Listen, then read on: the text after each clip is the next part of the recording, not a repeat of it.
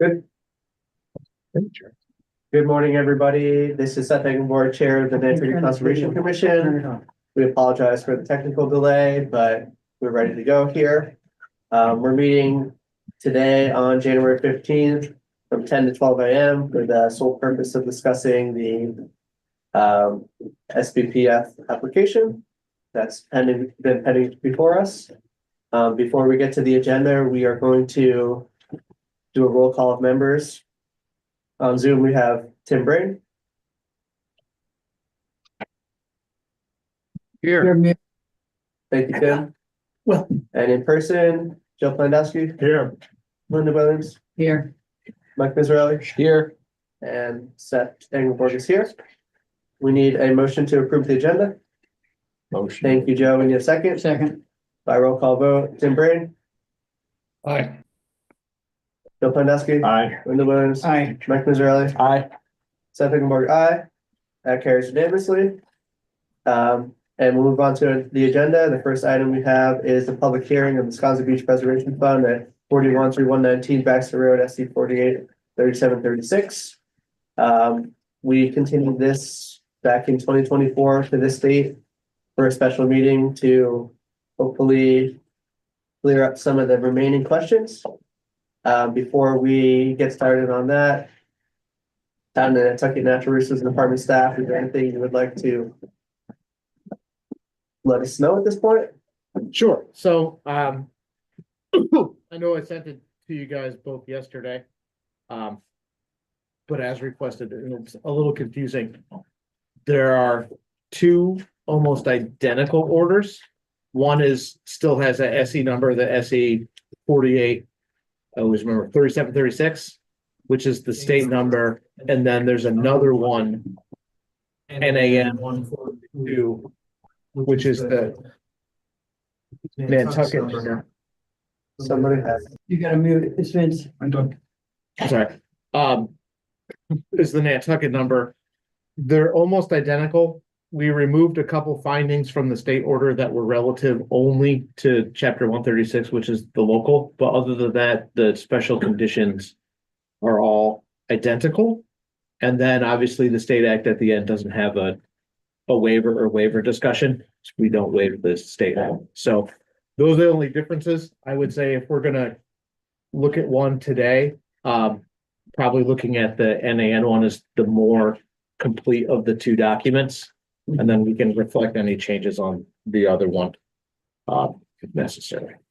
Thank you. And I know our legal counsel responded to one out of our 4 questions. Do we have an update on the other 3 questions? Well, he responded to the first 2, and then the other 2.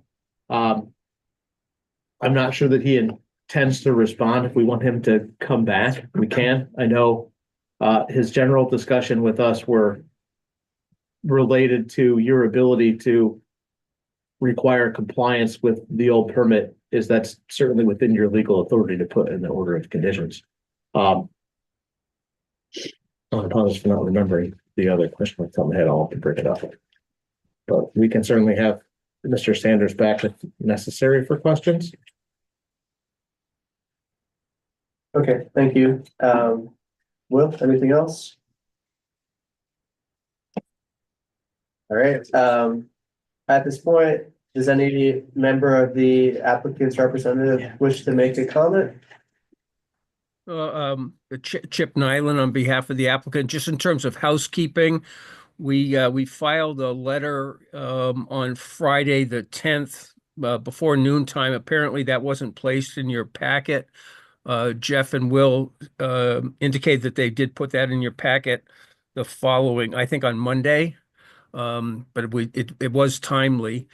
And we received a letter from Attorney Murphy that raised a couple of questions. So Dwight Dunk replied to make sure we had something in the record. I don't know if that was posted or where that is, but we can discuss that today. But we did submit that. So, and then the third question is, and I was just trying to look on the website, is what Jeff referred to, those 2 orders, are those available for the public or just for the members at this stage? I believe they're posted up on the regular pack page. I'll make sure they are. I know we sent them in for posting. And those are the ones you sent me yesterday. Yeah, and the commission has those. So just for clarity, the packet is actually split into two links for this hearing, so you have to click through both. We did receive the letter from your office, Chip. And we did receive the letter from Attorney Murphy's office. And as to the letter from Dr. Dunk, I did not see that one, but if it's been received by It just staff, then they could let us know. Mr. Chairman, can I have a comment about this? So, Hold on, before we go to that. So we do have the letter from Dr. Dunk or no? Yes, we did. It literally just came in. Okay, I don't have it. yeah, we've I don't received think that, the but we package- haven't had a time to review that, so. If there are relevant points from it, you're gonna have to go over them with us because we haven't had a chance to read that. Yeah, it Yes, came in. Commissioner Williams, go ahead. I've had this problem for a year now. Of people putting in things within 48 hours of a meeting. And I'm sick and tired of it. I do have this one. I had one. I had a chance to review that one for 4 days from Chip. But I'm really sick and tired of it. And Deanne's group does it all the time. They do it that morning of the meeting or they do it the night before. What the hell, guys? I gotta be blunt. We don't have time to adequately look at all this stuff that we get bombarded with within 24 to 48 hours of our meetings on this issue. And after a year, this has got to stop. I'm sick and tired of it because if I get something from Deanne's group or somebody else's group or Murphy or anybody else, if I get it within 24 hours, 48 hours of a meeting on this issue, I'm not going to review it. Okay, Linda, your point's been made. This is stupid. Why Linda, does this keep happening? stop. I agree, and we actually did deal with this in our procedural update we just made. That went into effect on January 1st. We have sometimes been more lax about filing deadlines, and now we're gonna be pretty strict about them, so if things aren't filed by the deadlines, they won't be reviewed for the meeting. Is it the previous Friday?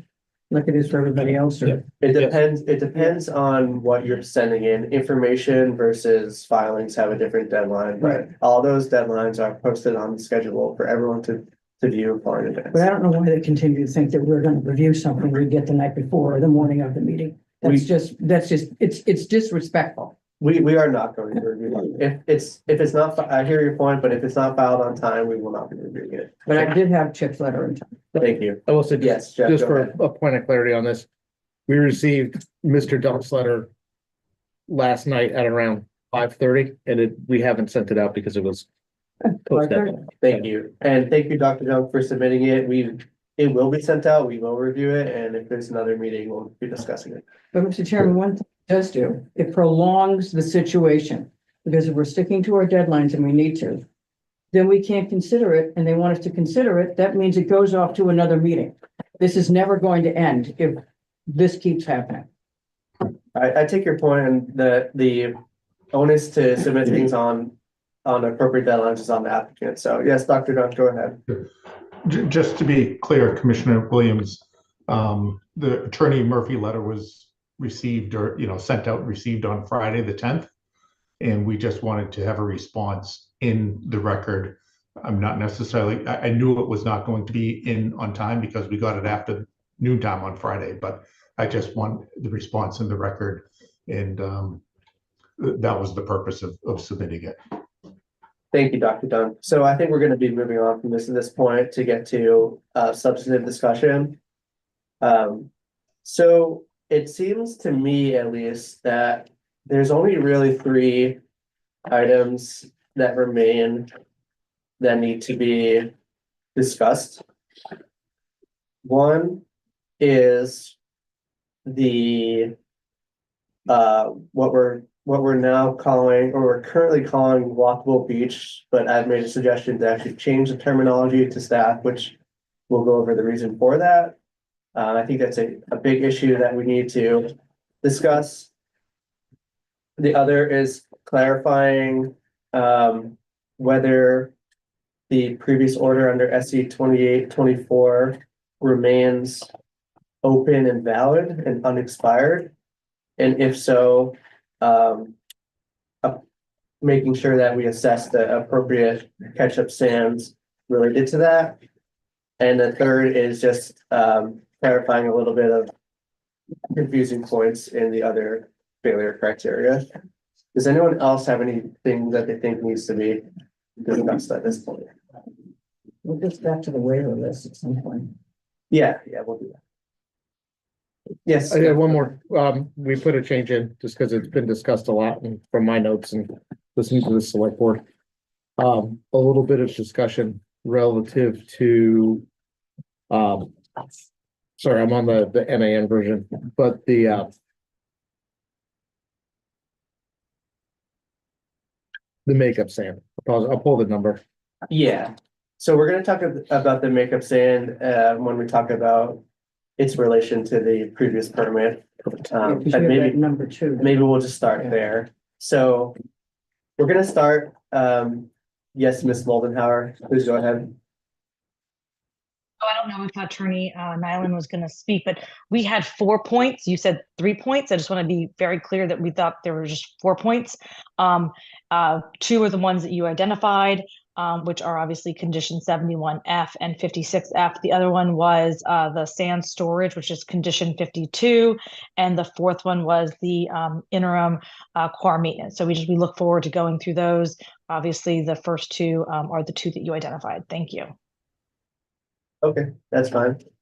So we're gonna start with the discussion related to the makeup sand, because there's been a lot of different thoughts and opinions on this over the past year.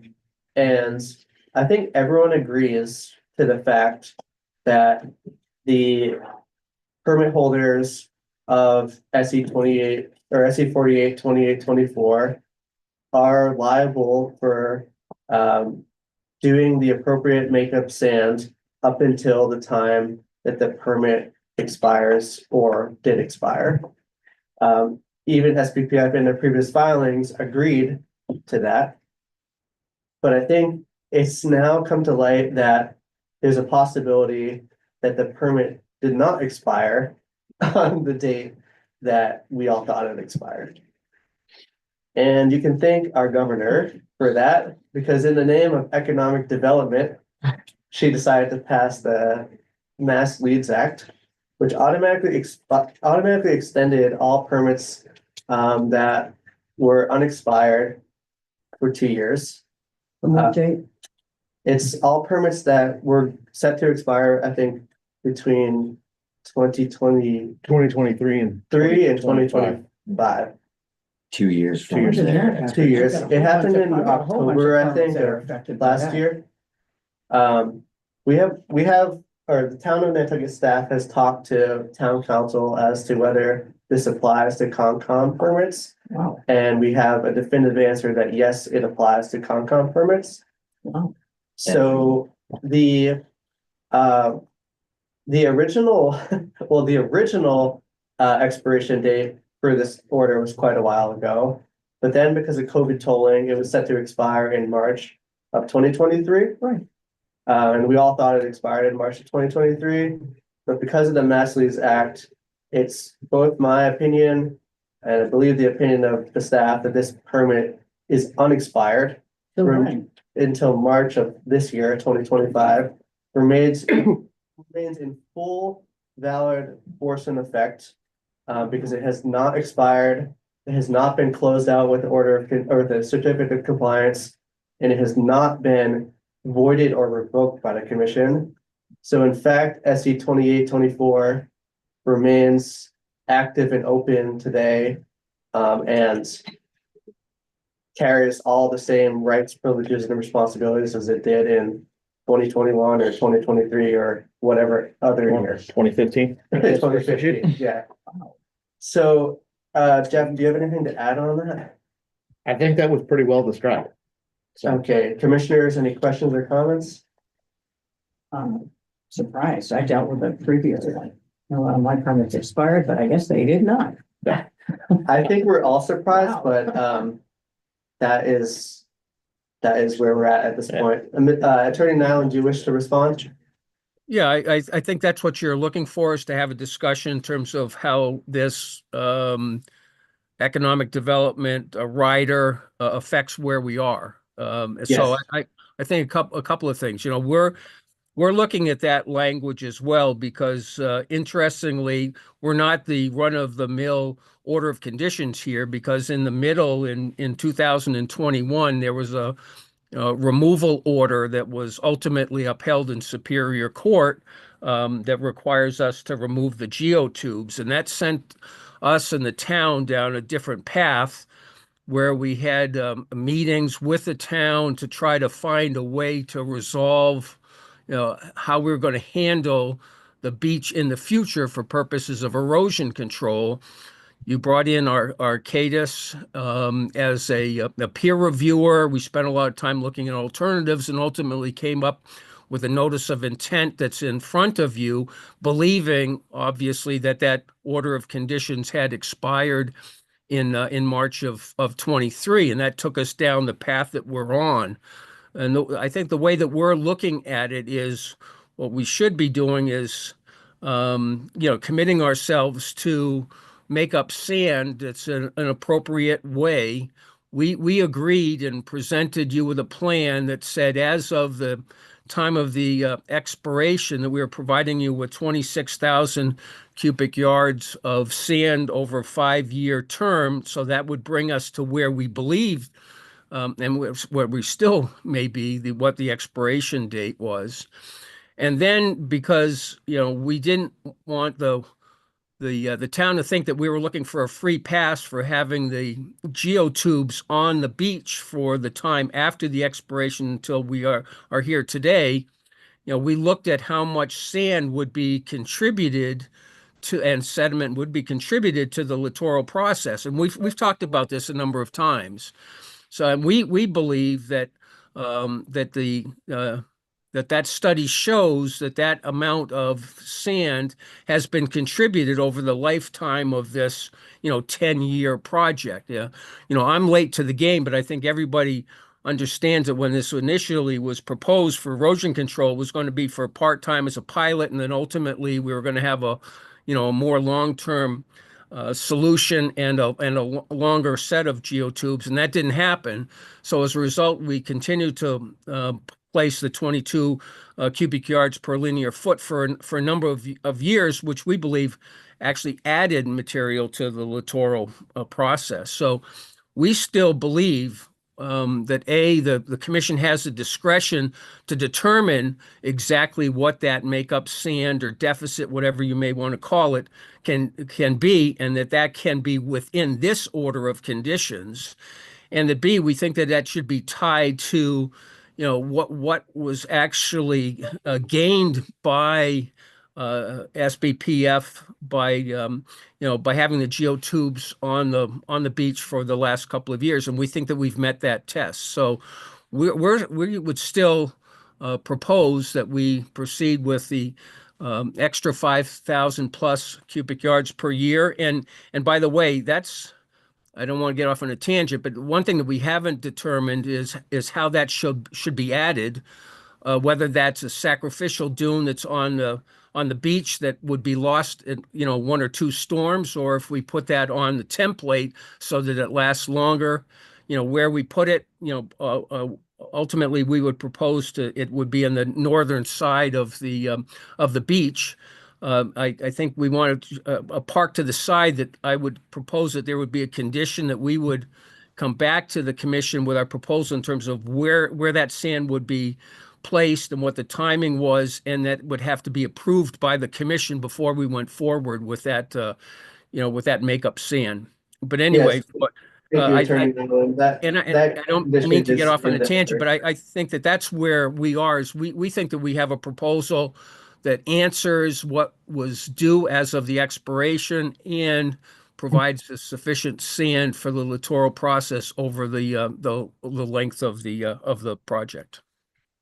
Thank you. That condition is in the order, in the NAN order. It's currently number 55. I don't think any of us believe it would be good faith to discuss exactly how we want the sand placed at this time. So the commission is asking for a plan to be submitted, that talks about all of the details you're discussing, where it will be placed, how it will be placed, in what season, by what source, by what machine, et cetera. The one thing that has changed based on this Mass Leads Act extension is the town staff has looked at the deficit to date up until 2025 of the sand that has not been provided under the 28-24 order, and has put in that number as the minimum that should be provided under this plan. The commissioners certainly have the discretion, as Attorney Nyland said, to use that number or use some other number. But I think it's important to remember that if this order, or these two orders that we're going to be approving, are going to replace the 28-24 order as is documented in our findings, then we need to, this is our only chance to ensure that the mitigation sand that it was not provided under the previous order is provided. So we have to be very clear and careful about that. And I think Jeff sent out a bit of a table with the source material and the reasoning for that number. Could you describe that a little bit? Sure. So, obviously this has been running around a little bit, so we just at a staff level wanted to take a look. So I'll run through the sources on it. So we started from, to kind of walk back in time, at the end of sand year, kind of 2021, when we got the report from SBPF, we walked through and took the number from our independent reviewer at the time, Greg Berman, and he was showing the deficit at that point at being slightly over 47,000 cubic yards. I won't go into the nitty-gritty numbers to the exact one, but it's a little over 47,000 cubic yards. So what we did is we knew the required number per year is 20,834 cubic yards per year. And the sand years have been running in effect April 1st to March 30th. So I'll caveat that by saying we went through the end of this sand year, which doesn't end until March 30th of this year, because it's January already. So we went through and we added the 20,834 all the way through. And then we had some sand placement events we had in sand year 2022.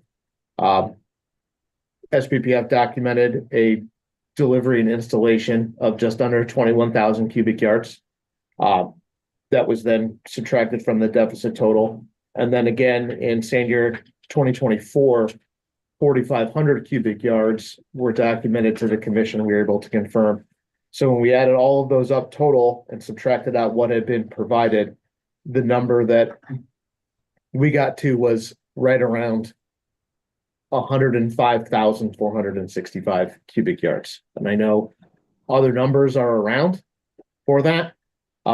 Again, that's a number that we felt pretty confident just doing kind of a desk analysis of what had been provided against the original order. So that's kind of the number we put out there for discussion with you guys. Great, thank you. So I'll seek commissioners' comments on that, but before I do that, I just want to remind everybody that the original reason for the enforcement on 28-24, or one of the original reasons that ultimately led to the removal order, was the sand deficit. And then really the original reason for moving forward on this application that we have before us was to hopefully replace the removal order with something that would be able to make up that sand deficit and lead to some type of additional project. So I think it is our utmost responsibility of this commission to make sure we appropriately deal with the sand deficit. Otherwise, kind of have went through this whole process for a lot of effort and very little gain. Yes, Commissioner Williams. I'm not in favor of making them pile in that sand anywhere on this island all at one time, so it sits there and no neighbor. up Sorry, there- we'll talk about the storage in a second. This is Okay, just but I'm just about the saying, my numerical. opinion was what they suggested was spreading out the sand that they didn't provide. As they're suggesting, is over that length of time. So they bring it in and it goes someplace and it's there. But I wasn't in favor of that. We've talked about this before, of piling that amount of money, that amount of sand somewhere on Nantucket all at one time. I'm not. So I think what they have presented so far about spreading it out over a certain amount of time, I think makes a lot more sense. Yeah, there is a sand storage condition that has been edited now to say 10% of the current needs for the project. We can talk about that after. The numbers that have been highlighting stuff here. On the NAN order, it's 51. 51. But again, this condition requires a minimum number to be met, but it doesn't compel the applicant to do any one specific thing. We're not saying deliver 106,000 cubic yards of sand in a day. You know, they are going to come to us with a plan. That plan could say we're going to do it over 5 years. That plan could say we're going to do it over 10 years. That plan could say we're going to do it in this geographic location in year 1, and different geographic locations in year 2. That's all going to come after an issuance of the order. So the fact that this condition is in there only sets the minimum requirement, but we'll have to see a whole other plan to get at what you're talking Okay, but about. I'm comfortable with that. Okay, other commissioners? Yes, Mike. Thank you, Mr. Chair. So we've seen, this discussion has been a long time coming on the sand in particular. And we've seen varying numbers, obviously, from 26 to 105 to above from other people.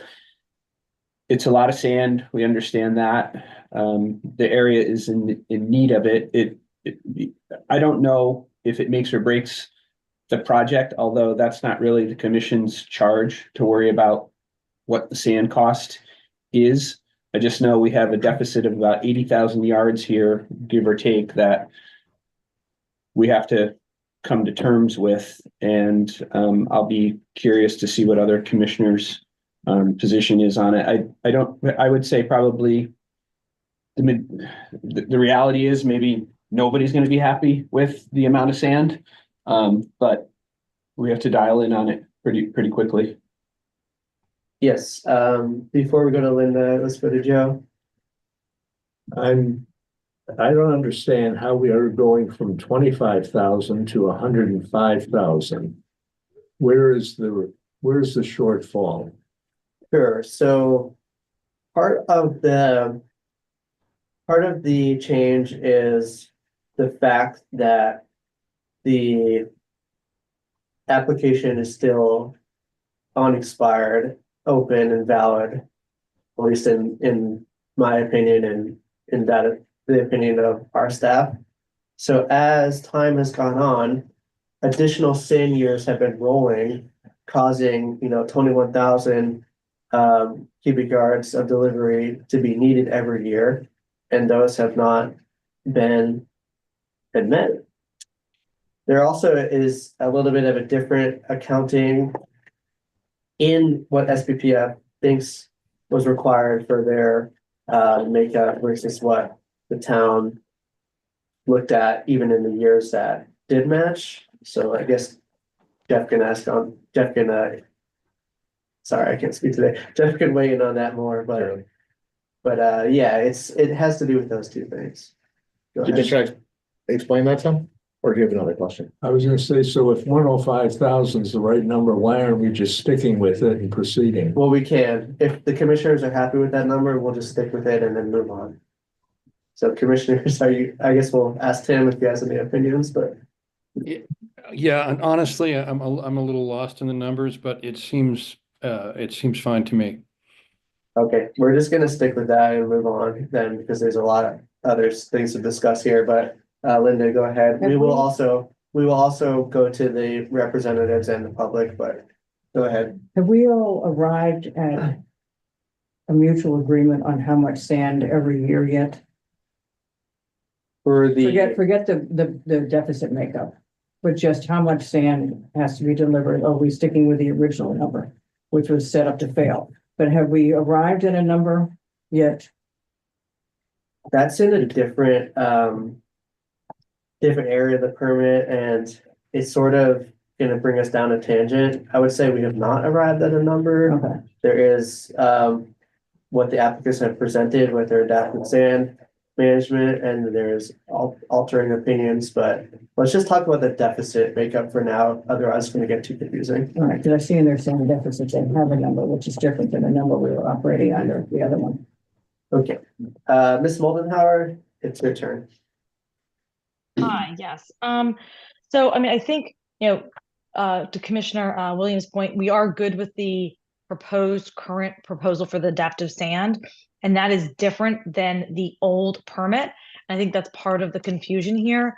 FVPF is asking that the commission not approve this 105,465 cubic yards, but rather an 80,000 cubic yard number. And the reason is that, I respectfully disagree with the chair indicating that this is all based on a removal order because of the sand deficit. The sand deficit was part of a multifaceted, very complicated rationale for kind of where we are today and why we got to where we are today. There were many parties that were culpable for kind of how this has been a multi-year process, but we're excited that we're here in a positive position where we're talking about an approval order. But we want to maintain a reasonable amount for this mitigation requirement. We agree that there's a requirement for us to address the deficit. The question now becomes, what's that number? We are asking for that number to be 80,000 cubic yards as a mitigation requirement to address what the littoral system needed. We have Dr. Dunk on the phone if you guys want to understand kind of why we think that number is sufficient to protect the area under the Wetlands Protection Act and why we think it is sufficient. We think that anything above that is punitive and is not something that would contribute towards the littoral system.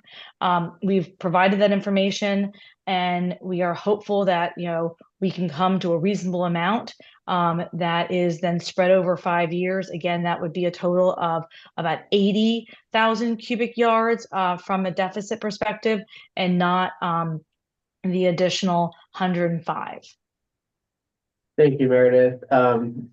And we will go to Dr. Dunk. We haven't seen the justification on that because of when the letter was submitted, but we'll hear it now. But before I do that, I would just like to say, we don't make our findings on the basis of what's reasonable. We make our findings on the basis of what is scientifically accurate and data driven. So if we view what Dr. Dunk's submission to be, if we view that to be scientifically relevant, we can move forward. But the compound has a duty to protect the wetland resource areas, and it uses its scientific understanding to do that, not what we think is reasonable on any other basis. Dr. Dunk, please go ahead. Yes, thank you, Mr. Chair. The data, again, I just want to bring this back to the coastal processes that we're seeking to protect here. The purpose of the compensatory sand, as we all know, is to compensate for the placement of the geotubes or ACES in front of a coastal bank that prevents the contribution of sediment to the littoral system from the protected coastal bank. And as in said many times throughout the process and over the years, we determined the pre-construction coastal bank contribution. And when we look at, that's 12 cubic yards per linear foot per year. And I can provide this to the commission. I can pull up my screen if you want me to, but I can provide it to the commission that through 2024, the cumulative compensatory sand delivered to the template was a little over 136,000 cubic yards. The cumulative required mitigation compensatory volume based on the 12 yards is 122.7 and change. And the sand contributed to the littoral system was 130,300 and change. So through 2024 sand year, there was more sand contributed to the system than the pre-construction bluff would have contributed. And so in terms of coastal processes, there's been no reduction in sediment contributed to the littoral process through 2024. And when we look at the addition of the 20,000, it might change, we'll change those numbers slightly to get through March of this year. And what was proposed was, again, bringing it up because we're in a regulatory environment here, that 26,000, again, was based on the removal order date and contributing in making up for the 22 of the 20,834 that was not contributed fully through 2022 each year. So what I'm getting at is, in summary, there has been no reduction of sediment contributed to the littoral system because of this project, relative to the science and the coastal processes. There was a shortfall based on the regulatory standard. So we're looking at regulations versus science. So for science, there's been no loss of harm to the littoral system. Thank you, Dr. Duncan. I think that point has been made many times. Yeah. The one problem with coastal engineering structures and their associated mitigation sediment is that when you put a CES in front of an eroding bank, you freeze that banking time. And we're talking about a pre-construction sediment rate that's almost 15 years old at this point. I mean, not to say that it necessarily would have increased. It could have increased, it could have decreased, it could have stayed the same, and we have no way to know. But, you know, it is our role as regulators to ensure we stick to permitting requirements and that we write our conditions in ways that minimize potential risks to resource areas. So just everyone keep that in mind. Dr. Dunn, go ahead.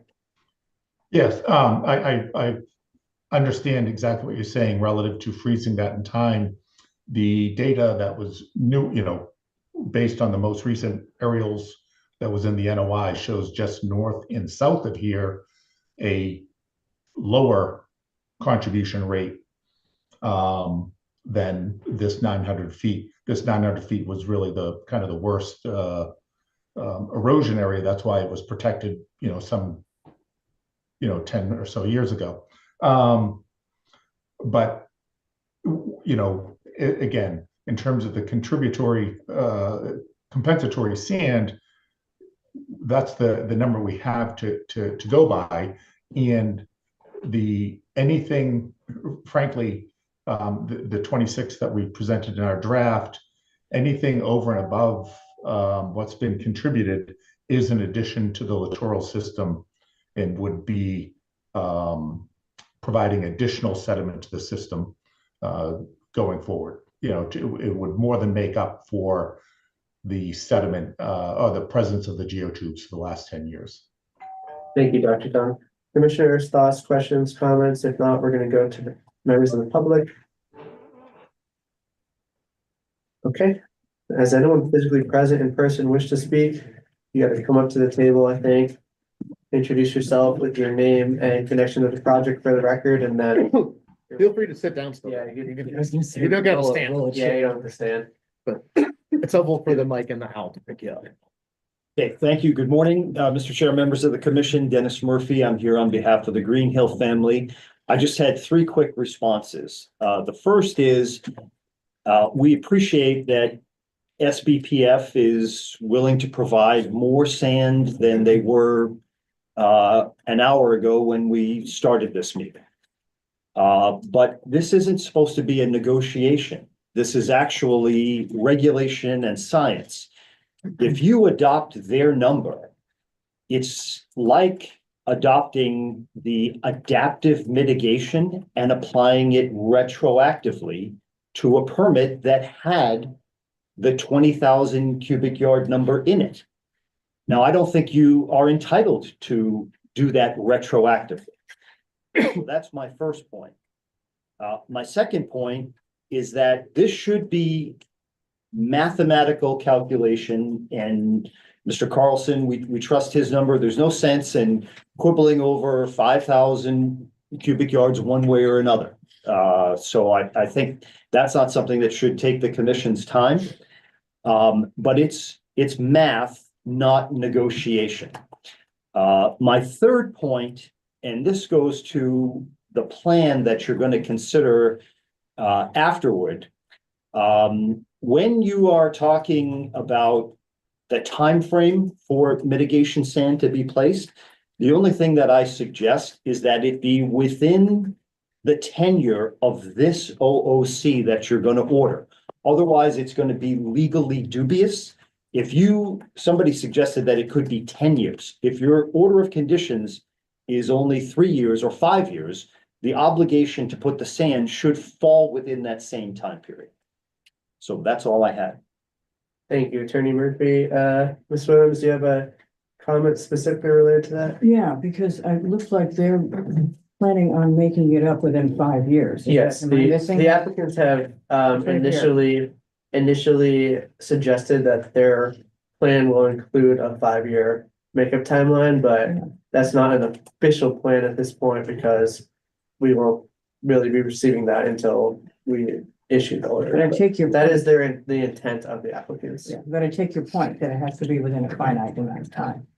Just for permitting fund, generally, within the Conservation Commission, we issue permits for 3 years. But we do have the ability to issue permits that could go up to 5 years. I don't think we've ever done that in my tenure. Definitely not. In Jeff's tenure, probably not, but it is allowed. Yes, it is legal, and I'm not aware of any time the Nantucket Conservation Commission specifically has done that. This may be the first time that it's actually relevant. We can discuss that when we get to that, but. I'll add, I do a fair amount of this work. I've been in front of dozens of conservation commissions. I also am not aware of an order of conditions that has been greater than 3 years. They get extended routinely, but the initial order, I'm not aware of anyone that's been more than 3 years. Yes, I'm sure there's one out there somewhere, but the Wetlands Protection Act specifically gives us that authority, so it is clearly in the law and the order and the regulations to allow that. Well, we could be the vanguard. Ms. Molden, would you wish to speak? Sure. Find a seat or take that seat. Musical chairs a little bit. Thank you, Mr. Chair. Emily Molden for the Nantucket Land and Water Council. Just a couple of things to start with. First of all, thanks to the commission for having this discussion. On this matter of the sand deficit, I think at this point would just say that we appreciate the calculation that Mr. Carlson and staff have done. I think that there's just some clear reasons why the numbers that we had submitted are slightly off. We're very happy with the numbers that are being proposed and think that that match the same math that we've been doing. So we would be very supportive of the commission proceeding with that number as well. I have some other comments on the adaptive management, but I'll wait until we're discussing other conditions to make those comments. And I know that our consultant Trey Ruthven, I believe, is online, and I would just invite him to make any comments or remarks that he has Yes, on this as I well. do see Mr. Ruthven, and we will go to him unless there's anyone else physically here wishing to speak. Okay, Mr. Ruthven. Thank you, Mr. Chairman. Trey Ruthven here on behalf of Nantucket Land and Water Council. I just wanted to quickly address some of Dwight's points on how the mitigation volume was arrived at originally. So the mitigation volume was set up to represent the volume of sand coming off the coastal bank, but also the coastal beach where the geotubes were sitting. At the time, back in 2013, the Conservation Commission reviewed 3 reports from SBBF, one from Coastal Planning and Engineering, who is actually the lead engineer that you have on this project from Baird. They were looking at a different project and they came up with 24 cubic yards. They also looked at the 2012 Gabion project, which was immediately before this project went in, and it was somewhere between 20.8 and 22.2 cubic yards per linear foot per year. And then they also looked at a further project from 2010, which was on the order of 20.7. Well, as this went on, DEP went through and actually reviewed these numbers again and decided 22 was the equivalent amount for what was being given off.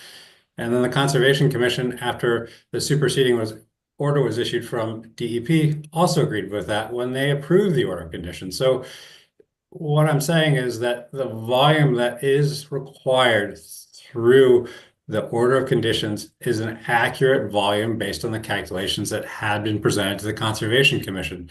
So to review and change that now doesn't fit with what that permit required or the data and science that actually went into that. Obviously, the coastal bank behind the existing geotubes was the highest eroding rate. So it's not surprising to see lower rates immediately north or immediately south of that. But as we've seen with the sediment not being given off from the system over the last few years, we are seeing accelerated erosion to the south. That's why we had the emergency request for the core fiber terraces. If we look to the north and look at Dr. Kriebel's work, we can definitely see an erosion signal that has been increasing since the geotubes went in place. So to say that the volume would be in excess and is not accurate. It's actually just making up for the volume of sand that should be in the system. And with the town as a co-applicant on this project, for the town to actually ask for less sand than is required, what the town is doing is jeopardizing the neighboring properties north and south by not providing the sand that's required to hold those banks in place. So additional homes, Sanctity Lighthouse, they're all in danger of seeing excess erosion if this volume isn't met. If the commission has any questions about how Jeff arrived at that number, I've obviously been doing this since 2013 and was involved in that. I'm happy to answer any of those questions. Thank you. Thank you, Mr. Ruthven.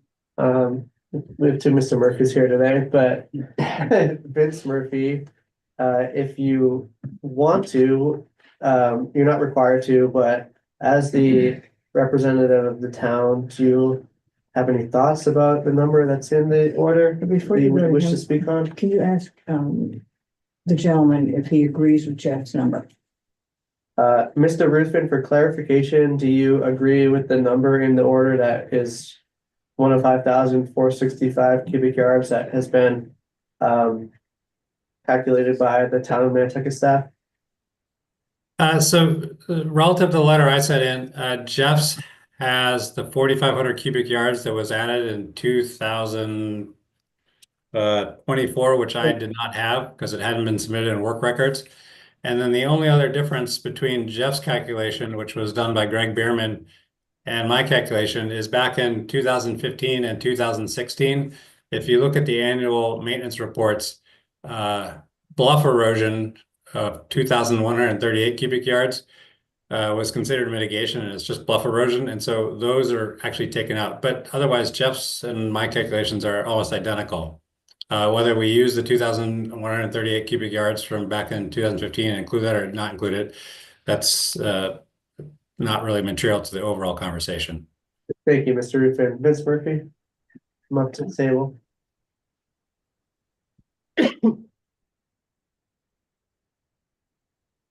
Thank you, Vince Murphy, for representing the town on this project. The town's position has been quite clear on this since about March of 2022, when we got a memorandum of understanding between the select board and SBPF so that we could work on these projects together.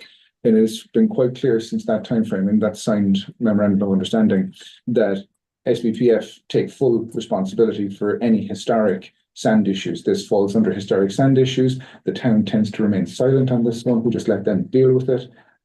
It's part of the reason we got to this point. The town wishes the general feeling of the select board, as I understand it, is to try and find an amicable way forward. But it is quite clear that SBPF must look after this issue alone, and that's under a signed agreement. Okay, that's fine. Thank you.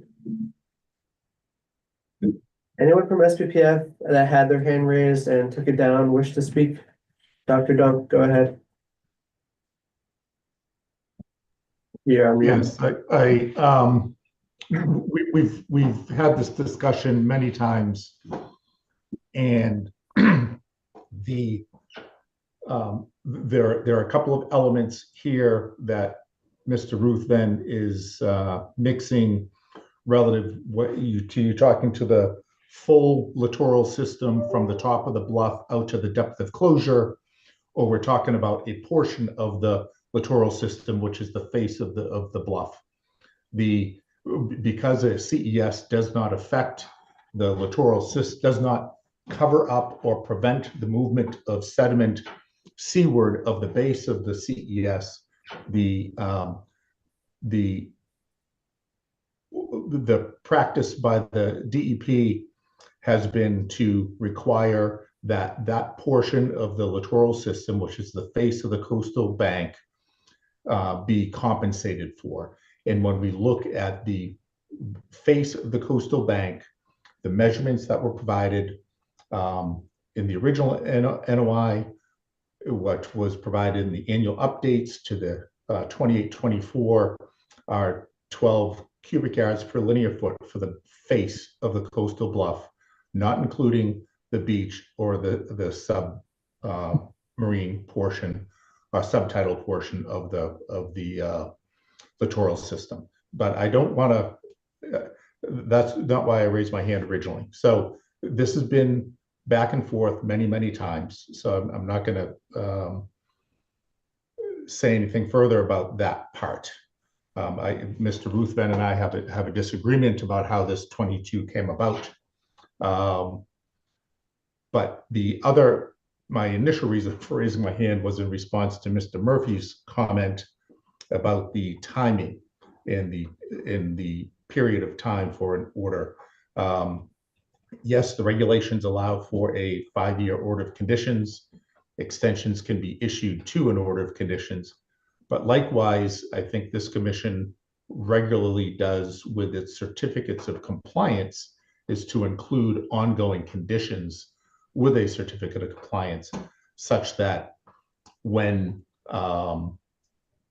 this project moves forward with an order of conditions, whether it's 3 or 5 years, a certificate of compliance is issued. I'm presuming there would be an ongoing condition to continue to place sand through the adaptive management plan, in that it wouldn't stop once the COC is issued. So likewise, any makeup sand extending beyond the expiration date of the OOC can be conditioned as part of a certificate of compliance. Thank you, Dr. Dunk. Yes, assuming we get to the point where a certificate of compliance is issued, I can assure you there will be many conditions. Yeah. Mr. Nyland, go ahead. So I originally raised my hand because of the 5 years, because I've had a number of those, but that we all agree that you have that ability. I just need to remind the commission that the reason that SBPF stopped applying sand back in 2021 was because the number exceeded what was needed. And we stopped, and the commission took an action and they enforced the regulation because we didn't come back and amend the order or ask to amend the order, which we should have done, but we didn't. So we went forward through Superior Court, and as predicted, the commission was correct that its order was upheld, the removal order was upheld. Instead of removing the geotubes and ending the process, we then went into a discussion with the town over how we were going to protect Sconset Beach with science rather than with that order of condition and that number. And a lot of time was spent by the town, and Vince refers to this as well, and SBPF, and they came up with a way to use the adaptive sand management, which is the way that it should have been done from the beginning. And I remind you, and I don't know if anyone was on the commission, but when this was first proposed, it was a pilot project to see how it worked for a couple of years, and no one could ever agree on how long the geotubes could be extended. So therefore, it just kept going on, and we kept contributing more sand than was necessary, which is, as Dwight has explained to you and to the commission. Now, we walked away from that, and now the commission is being punitive because now you're applying the same numbers that we disagreed with throughout 2021 to the makeup, instead of looking at it as we have, which is to have a new process from this time forward, which has the adaptive sand management and makes up sand that is by science and not by the regulation. So I would just ask the commission, as a matter of fairness and of your commitment to science, that's what we would proceed with. None of us knew that the governor and the legislature was going to extend the order of conditions, and I would maintain that, we really can't go forward under that order of conditions. If we attempted to do work on out there based upon the order of conditions that we believe expired in 2021, you would have come down on us in an enforcement matter. And you would have denied us any ability to do that.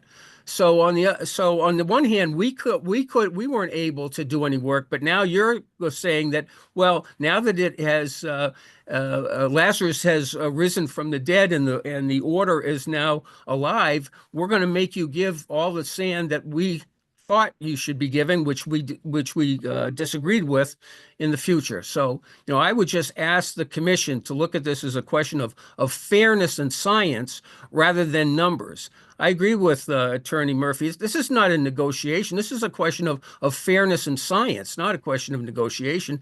It's establishing exactly how much sand and sediment should have been contributed. Now, if you disagree with our number and you want us to come back again, then I would suggest that we continue it. But I would say to you, without knowing where the owners are, that if that's 106,000 cubic yards that's applied over 5 years, this project's dead. And I know that you don't look at money, but I'll just tell you that will end this discussion. And I hope that the commission doesn't take us down that path. Thank you, Attorney Nyland. We are first and foremost a regulatory board. It is our sworn duty as commissioners who all took an oath to uphold those regulations. And I hear that what you're saying, but our first call to action is to ensure that permits are followed to the letter of the law in what's written in the order of conditions that matches what the regulations say, that is based in science, but is developed because of what the regulations say. That is our role here.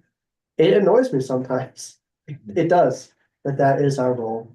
As to whether we would allow work under SE 2824 today, I would say yes.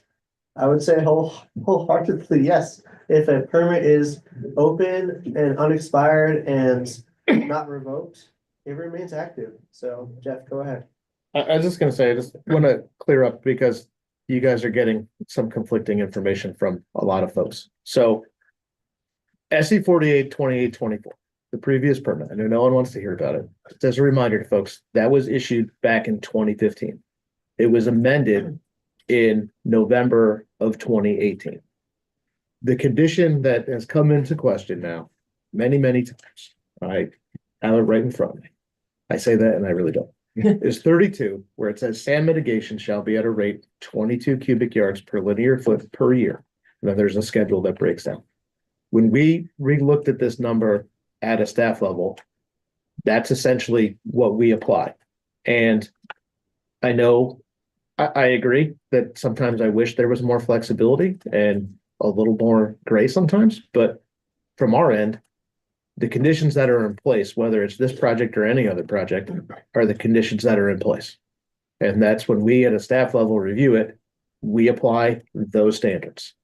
And if there's an impact that's going on related to a project that mitigation is in place for, that's our role as a staff to make sure that those things are being properly followed, whether it's sand placement, invasive species monitoring and management, whatever it is, the rules are the rules. And I know it's kind of cold and inflexible to place it, but it's also in a situation here where I totally hear everybody that the structure was ordered removed, but it's not.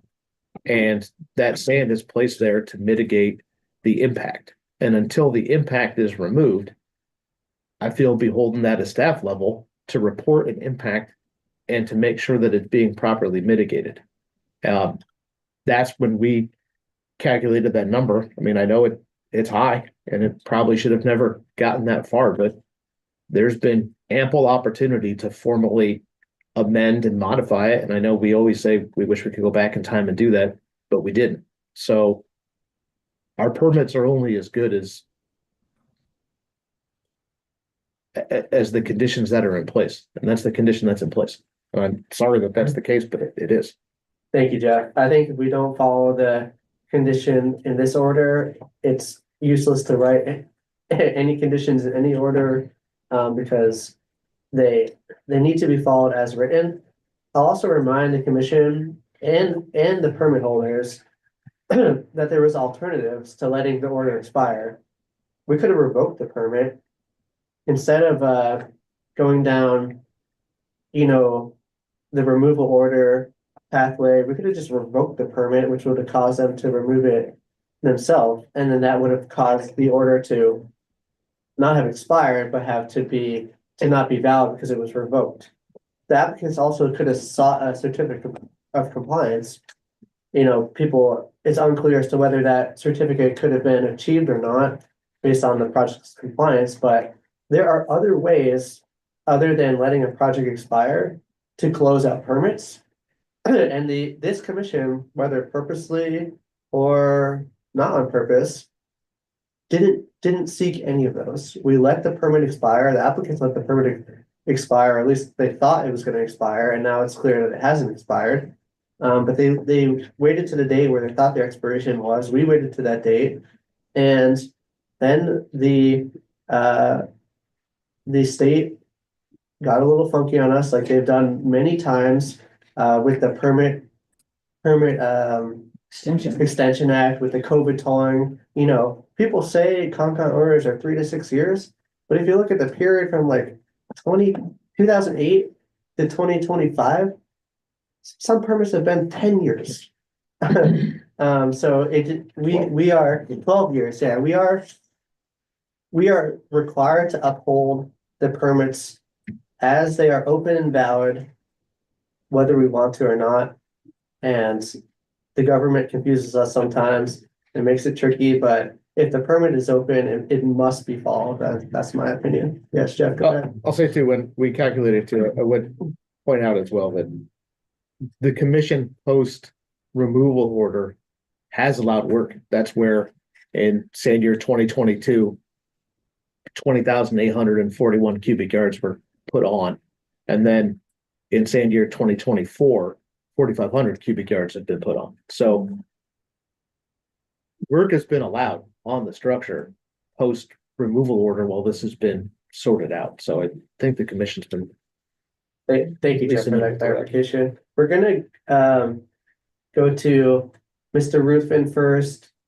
Please be brief and not rehash anything you said before. Then Mr. Nyland and then Commissioner Williams. Mr. Ruthven, go ahead. Thank you, Chairman. I just want to comment on the mitigation being placed within 5 years, but that'll also play into how the mitigation has gone. So obviously, the emergency order was issued in 2013. The order of conditions 2015 and amended in 2018. However, if you look at how the sand was placed, the only year that SPBF was compliant with the mitigation that was required was that first sand year, which would have been December of 2013 through March of 2014. Every year since then, they have been in deficit of what was required. So not only did SPBF have the ability to argue this, but they went through and built the project after the emergency order was issued. They continued when the project was permitted in 2015, when the project was amended in 2018. So this issue with putting out the mitigation that was required happened long before 2021. It really happened back starting in 2015. So the idea of extending placement of this material beyond that 5-year permit or the 3-year permit from the commission has a poor track record because the applicant has not been providing the sand that was required under this permit, which they accepted when they went ahead and built this project. So I just wanted to point that out as you're considering timelines and what's important, that getting the material on the beach, again, is critical for ensuring the rest of the island is not at a loss and thus causing erosion at the expense of Baxter Road. Thank you. Thank you, Mr. Ruthven. I do think it's discriminatory to say that they won't place the mitigation sand that they're proposing in a catch-up plan in the future based on the actions of the past. And I'm going to ask that any comments like that, we refrain from those. We can't legally consider that. Mr. Nyland, go ahead. And thank you. And by the way, thank you very much for giving us the time today to talk through this, because this is obviously a critical question for everyone. So as I understand, I just want to talk about it from legally here. We have three orders in front of us. We have the notice of intent for this new project. We have the removal order, and then we have 2824. So as I understand it, the commission believes that 2824, and I really don't have a lot to dispute that, the 2824 is still alive, which means that we could come back to the commission to amend that order of conditions since it's still alive. So the second option would be for the commission to deal with this matter under the removal order with a number. And then the third option is to deal with it under this notice of intent by saying that we have to come into compliance with 2824. I'm going to suggest that we've got a lot to mull over in terms of legal options that are available to us. And what we thought that we were going to close this hearing today. I can't see us closing a hearing today. I think we can go on to other matters, but I think we're going to look to continue this so we can figure out what's the best route to address this deficit now that 2824 is now alive, because that was never on the table before. Thank you, Attorney Nyland, and I appreciate that. I do think there's some other matters that we can discuss, and we can leave this for the next hearing. Agreed. I didn't mean to shut it off now, but I was just letting you know that I wasn't looking to close the hearing today with this matter still open. So the next thing we're going to discuss is the on-island sand storage. So this was originally proposed by me there's always been sand storage on the template. This is the justification for this would to have a secondary site somewhere else on Nantucket outside the template that would always have some amount of sand to deliver to the template in case of maintenance, and we wouldn't have to wait for deliveries or anything like that. When I originally proposed it, I think proposed 2 full years of sand storage. The town of Nantucket staff said maybe 1 year, And then we are now at the place that we're at now in condition 51, which is under the NAN 142 order, at least it's condition 51, which is to provide an on-island sand storage location that would contain 10% of the total volume needed to cover the full sand template. So that's a change from requiring, 1 year or 2 years to just 10% of the full total needed. Of the total of a year needed. Is that what you're saying? 10% of the sand On the 105. for the whole year? This is not related to the 105 at all. This is related to the new project going forward. It's 10% of the total volume For a year. needed to fill that template. So let's say sand comes off the template and then needs to be refilled. It needs to be 10% of the total volume to cover that template to its full level. The total volume of 5 years, total volume of 1 year, total volume of the 1 year. Jeff, do you want to? I think Speak the to that. idea was to have 10% Of what? for one sand year, like based That's what on I'm saying. 1 initial year. construction, what the volume is to cover, to have 10% of that on hand, on island for those times where I think that the reasoning behind it, and maybe some wordsmithing is needed, was Yeah. a lot of the discussion has been centered around successive storm impacts. And if the major sand sourcing for this project comes from off island, if there's not sand available on island, and you're in between, the difficulties of getting sand barged over to recover at a minimum is very difficult. That by having a stockpile on island to at least put a veneer or more over in those instances would be important. Yeah, let's say we have 10, or we have 3 nor'easters in a row and ferries are canceled and barges can't come over. And that could lead us to a situation where we have days or weeks potentially of uncovered template. Instead of that, we're gonna try to have some sand, not 100% of the sand, but some sand available on Nantucket to just get picked up by a truck or many trucks and brought there to recover the template. That's the intent of this condition. Maybe it's not, How do we arrive at 10% though? we sort of made that up. For That's lack of what I better, worry about. lack of better words, I was gonna say, Can we nail it down more? yeah, I was gonna say, maybe this condition isn't fully fleshed out. Maybe 10% isn't the right number. And maybe it needs to be wordsmithed a little bit more. But the intent of the condition is to always have some sand Something. available to cover the template immediately if no sand can be brought from off island to Nantucket. That's the intent of this condition. Well, I agree with the intent. I just want to make sure that what we base the amount on is tenable and makes sense as Okay. opposed to just clicking on a number. Thank you. Other commissioners, questions, comments? Yes, Mike. Thank you, Mr. Chair. Yeah, I kind of agree with both sides, to be honest, and I'm sorry to be wishy-washy on it, but the important thing is the sand that's under contract in any given year.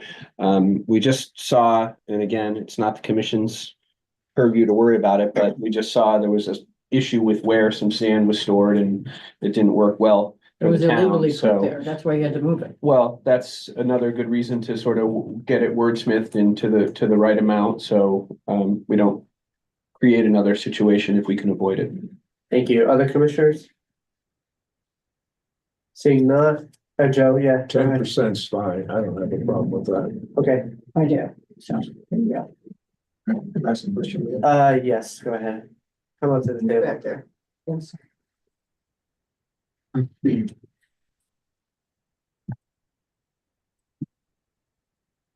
Just need to understand this, and I'm sure others from SPP, particularly Dwight or maybe even Chip, might have a question on this too.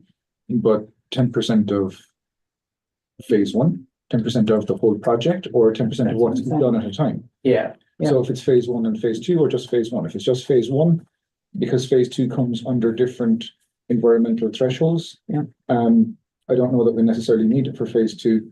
So maybe if you could refer the question to Dwight, who might be able to shed some light on the phasing. Yeah, we'll go to Dwight in a second, but I do think that this point is relevant and that the total number is going to change over time as some areas begin as dune, some areas begin as Kawar terrace, and some areas begin as geotextile tubes. And then over time, those areas may be advanced to a different alternative. Sacrificial dune may become a geo or a Kawar terrace, or Kawar terrace may become a geotextile tube. Yeah. And the volumes needed for those are different. So I think the way that this condition is written right now doesn't quite make sense. Because it does need to take into account both the sand year we're in and the type of mitigation, or not mitigation, type of coastal protection strategy that we're using. I think we need to go back to the drawing board on this, but before we do that, we're going to hear from Dr. Dunk and then Attorney Nahum. Yes, Mr. Chair, that was a couple of points here. One, the way that it's written, I think we need clarification regarding the 10% of the total volume of the system that's been constructed. Because as you said, with phasing, the length of the system and the sand volume needs will change. I think Commissioner Williams mentioned, probably clarifying that it's, the total volume of sand for 1 year for that would be needed to make this condition more clear. However, we, on behalf of the applicants, we continue to, present that the template is the on-site sand storage, and that there are 2 to 15 years of sand on the template ready to recover exposed geotubes based on reach. So I continue to think there's adequate volume of sand on the template because this is these sand rates are based over a long period of time. Some of those years have had multiple storms, some have not, but there's generally at a minimum 2 years worth of sand on the reaches with the highest erosion rate. So I think there's adequate sand, and this is not necessary, but there definitely would need some clarification for this condition. Yeah, thank you, Dr. Dunk, and I hear what you're saying, and it's also important to keep into account that each system has, a different methodology to it. So like, there's no template for a sacrificial dune. Put the sand there and it either stays or goes away. There's not really per se a template for the Kawar terraces either. You mitigate the sand and it either stays or goes away. When with the geotextile tubes, it's obviously a little bit different. But I think we need to maybe not completely, but radically rework this this condition to like be more something like prior to the start of each sand year, the applicants, should, or I don't know if it's applicants or us or whoever, but we need to get some type of analysis of what structures where, how much is required for those structures in that year, and then to have the local storage be based on that somehow. So we're gonna have to figure that out. But before we do, Attorney Nyland, go ahead. Yeah, thank you. Just two quick points and a possible solution. So our concern obviously is twofold. One is you don't want to be moving sand twice, because if we're going to move it from off island to on the island, there's a lot of truck traffic that will be involved, and then you're going to have to take it from wherever that storage place is to place it on the template. So there's no need to have, two sets of travel. The second one is that, once we have the sand from our source, that's ours. So any issues with respect to erosion or loss, are on us. We would much rather have it remain with our source until we have the sand and it's ready for use. So my proposed solution would be, we already have a provision in the order that before we can go forward, we have to have the sand source under contract. I would suggest that we look at having a provision within that contract that provides that we have to have, 10% available within 1 or 2 days or whatever that would be. So that would satisfy your concern that we have access to sand readily available, and then we don't have the problem of it being trucked in back and forth, and have the risk of loss. Thank you, Attorney Nyland, and I think that might be a reasonable way to proceed. Except for one point that you made. Let me finish and then I'll go ahead, but I think we'd also need like a contract with whoever's bringing the sand, showing that they're under agreement to move that sand in a specific period of time, but yeah. That would be part of the contract. Yes, I agree. That Go was ahead. my concern because we have had repeated storms. Hurricane Sandy, we had a storm that we didn't get any money for FEMA, but the storm that hit on Wednesday, we got the money for. And that was within 4 days of Sandy, which really didn't bother us. So there can be repeated storms in a row, which would prevent the barge from coming. It's an open water vehicle. It prevent it from coming over here. And I think what we're talking about is having sand on the island to throw it on there to at least give it a cover while waiting for your guys to come over here within the 1 to 2 days, which may not be possible. We've had 2 or 3 days where you couldn't get a boat over here. So that's what has to be worked out for me is, okay, it's great to have it available on the contract within 1 to 2 days to get it over here. You got to get the barge available, and a lot of them are the one that's operating is taken by gravel and everything else at the moment. So I'm just sort of, that has to be worked out. It's a minor part of this, but it has to be worked out. But I think what we're talking about is having sand on island that can be thrown over there, but I understand your reticence to move it twice, so. Yeah, thank you, Commissioner Williams. Staff, do you have some thoughts based on the discussion at this point? Yeah, no, I just have been kind of writing as the discussion's been going on and have a lot of thoughts. I think having it calculated by phase and reach makes a lot of sense. And we can work that out. I think also basing it upon like initial construction for what that would be. So kind of the first fill. And then obviously having some sort of tie for that also being discussed as part of the annual report to make sure that that volume is in place. And if it needs adjustment, that it can be. And we'll try to work out a better number than 10%, or we'll try to work on maybe for comparison, like what that would be in volume from that. Again, it's just math on information that's been provided, so that should be pretty straightforward to do. Thank you. Do any members of the public wish to weigh in on this one? Seeing not, any commissioners have, Mike, go ahead. Just a final quick comment on that. I mean, I'm certainly in support of reworking that. If the barge can't get over here in a day or two, it's not likely they're going to be working on the beach in a day or two either. But I'm in supportive of having some sand here. I just don't want to get caught up in. Yeah, thank you. I think having the contracts in place, showing that they can bring it over within a short period of time is good, and then having some minimum here is good too, but perhaps it's a lot less than what we're talking about right now. Okay, so we're gonna spend the last half hour of this meeting talking about walkable beach.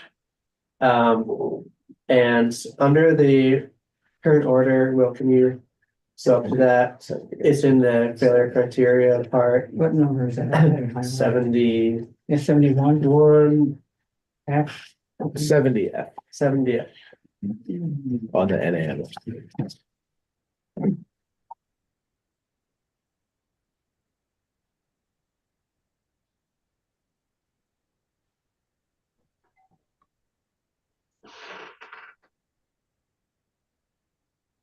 So before we introduce a discussion of the linear distance, I'm gonna go over my comment that I made to the town staff. In that I'm starting to have a problem with using the term walkable beach. Because walkable beach is pretty arbitrary. You know, technically any beach is walkable if you try hard enough. If if there's water under the shore, 5 feet and you put on hip waders, you can walk across that beach. That's not what the protected interest in our local regulation says. Specifically, under coastal beach, the protected interest that's relevant is unobstructed access along shore. That means access via any means with nothing in the way to prevent you from getting from one place to the other. So I think we should get rid of walkable beach and we should say failure to maintain unobstructed access along shore in front of the geotubes. That's the interest that we care about. We can then have a discussion about what linear distance we think would cause that, whether it's, 10 feet, 20 feet, any other number. But I do not feel comfortable at all issuing this permit if it says walkable beach in it, because it's not in line with the regulations and it's much too subjective. Other commissioners, how do you feel on that one? Yes, Joe, go ahead. Is 6 inches of water an obstruction? That's what I was gonna ask, is That's water, up for us to determine Okay. what that is. because it slopes off very quickly there, so you don't swim there because there's a bad wreck. The commission has full discretion to determine what an obstruction would be or not based on those regulations. But that's gonna be our job here. Yes, Lynn, did you have another question? Well, or I was comment? heading the same direction. If it's 90% of the time you can't walk that beach. So let's get rid of the walkable. I fully agree with that. And you couldn't walk it many times normally because the water's right up against the bank. And can we walk in the water and that's access? I know you're saying we're gonna discuss what we have jurisdiction over, but that's my concern. Because half the time you can't walk on it anyway. Yeah, that's for us to decide what unobstructed access means. And We've looked at this in other permits before, like if you have a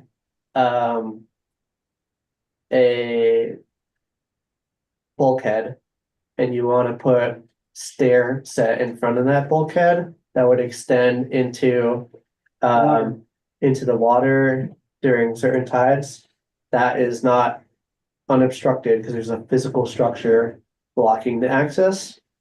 But then applicants have said, okay, well, we can have a path go behind the bulkhead. or up on the ends of it. Yeah, so Yeah. there's a way to have access, but our requirement is not walkable beach, our requirement is unobstructed access. Well, let me lay this one out then. Half the time you can't get onto that beach, period, unless you illegally trespass on somebody's stairs. Or you start out in Codfish Park, or you start out at the tennis courts in the beach club, and when the ramp is there, but when the ramp's not there, I was surprised at one point this summer, it was 10 feet down to the sand. You can't physically get on that beach unless you go way up north, way down south, or illegally trespass. So there are logistical issues with that whole stretch of beach. Do we take those into account? Well, if you look at the linear distance of the permit that's being applied for, it's almost 4,000 feet, and we're Yeah. talking about walking a long way anyways, but yeah, Mike, go ahead. Yeah, I don't, walkable beach versus, you're proposing we call it unobstructed access? Along shore, yeah. Yeah, along shore, that's fine with me. I guess I'm not in favor of really walking through the water at any 6 inches, 4 inches or whatever. I think that can get pretty tricky and some people could get themselves in trouble in a heartbeat there. 10 feet, if we're talking linear, seems reasonable to me. I know we still have some other discussions on where that gets measured from, but those are just sort of my comments on the short term. Okay, Tim, go ahead. Yeah, I kind of agree with Mike, but I have a question. Are we talking about people walking? Are we talking about vehicles? Both? Yeah, so the protected interest in the regulation says unobstructed access along shore. And that means like by whatever means are legally allowed. Obviously on this stretch of beach, vehicle traffic is not allowed. So it wouldn't be allowed whether the permit existed or not. But like if you had a beach wheelchair and you wanted to take it on the stretch of beach, it's not a walkable beach because you're on a beach wheelchair, but you're still accessing along shore. Or if you had an off-road bike that had fat sand tires and you want to bike along this access, or you have a horse and you want to do something legal that would traverse along the same section of beach, our requirement as a regulatory board is to provide access to those activities. It's not to tell you what type of access to do. We can't tell you you have to walk. You want to crawl for 4,000 linear feet along that beach, we provide that access. You want to skip, hop, and jump along 4,000 linear feet, we provide that access. That's our responsibility here, to provide along shore access for accesses that are legally allowed. Okay, thanks. That clears it up. Yes, Jeff, go ahead. But I say that because I know it's come up a lot, and again, I think that the change is a good idea for clarity purposes. The other part of that condition, right, is that it's also tied to the quarterly survey, because I think it's important to remember, right, this isn't like I can't walk past there right the minute that I want to be down there. I'm calling the Natural Resources Office to report that it's not passable, because that's not the intent. Because trust me, damn day. it happens. That it's to have that and ensure that it's in place. So I think something that sets a clear metric is important. So that's why there was a distance from, and you can pick whether it's from the second tube or the seaward edge of the most seaward tube, a distance out to, and mean high water sets a nice distance, because that fluctuates over time as well, right? You want to try to make sure that you're, capturing the average condition and not the extreme condition. Yeah, thank you. We're not talking about if there's any specific day that you can't access and that permit's not in compliance. We're talking about, as written now, if these conditions become the norm for 2 quarterly surveys, then it's a failure. There's gonna be days, there's probably gonna be lots of days. More than 50% of the time, the water's up against the bluff in a storm. But that's not what's gonna trigger the failure criteria. That's gonna only be triggered if you have 2 quarterly surveys showing that type of condition. We need to be really Yeah, Jeff, go specific ahead. here. Yeah, so, and one of the things, so when we were looking at it and reviewing everyone's submissions to this and putting together the draft, I appreciate the mentioning other uses. And in trying to contemplate all situations and uses and interactions for what will be going on, it's also an area where, depending on the time of year and what's happening, there is also a potential for vehicle interaction. I know there won't be recreational vehicles, won't be cars, but there will be construction vehicles. There are regular inspections that are done and required that a vehicle is used for. So there is potential for that interaction. Again, I don't know if that's something that you just say, well, that interaction, people will deal with it at the time and that's fine. But like when we are going through all of the potential options, just want to make sure it's not a 100% vehicle-free beach. Thank you, yes. I mean, It's not for recreational vehicles. it's not I for know. recreational vehicles, but there is town of Nantucket, vehicles doing inspections, there's bird surveys, there's vehicles associated with the permit and other permits that may exist, so. But yeah, it's our job to allow access for anything that's legally allowed, even if that vehicle traffic is specifically commercial traffic, not recreational.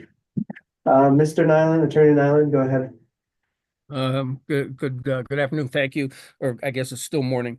Well, first of all, we agree that, even though you don't call it walkable beach any longer, it's worthwhile to protect, access. As you know, even though I haven't done it, you can access the beach from the top of the template. You could walk along that way, but we are talking about the beach, and we agree under the bylaw that you protect recreational purposes.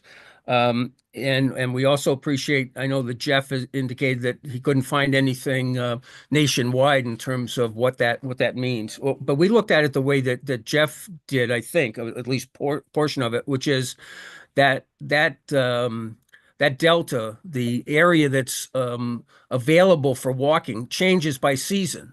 What we had proposed to you, instead of measuring it from the seaward edge of the CES of the geotubes, is that you would go to the exposed area of the geotube. So in the winter time, that probably would be the first tier, which is obviously below ground. But in the summer, when we have, a wide expanse of 40 to 50 feet there, we would measure it, from the face of the second geotube, the second tier, excuse me, because in that instance, the bottom tier is covered. So that's why we propose the 10 feet. And where do the 10 feet come from? Well, I think the multi-bike regulations, as well as I looked at the waterways regulations when you're providing public access along tidal areas, it's supposed to be 10 feet. So that's why we took 10 feet. And again, we measured it from the exposed CES as opposed to the most seaward edge. And that's why we're supporting the 10 feet. And that's the basis for that. Thank you, Attorney Nyland. I think there's a little bit to flesh out here too, because we're all assuming that it's the geotextile tube that is the CES that we're talking about, but it could also be the Kawara Terrace. So we do have to change the condition to say, any CES. And obviously the way you're measuring the distances between those could be a little different. So we have to have a little bit more clarity there, but I think we can get to that. I guess if people are okay with the change to unobstructed access along shore. Yes, Spence, I see you.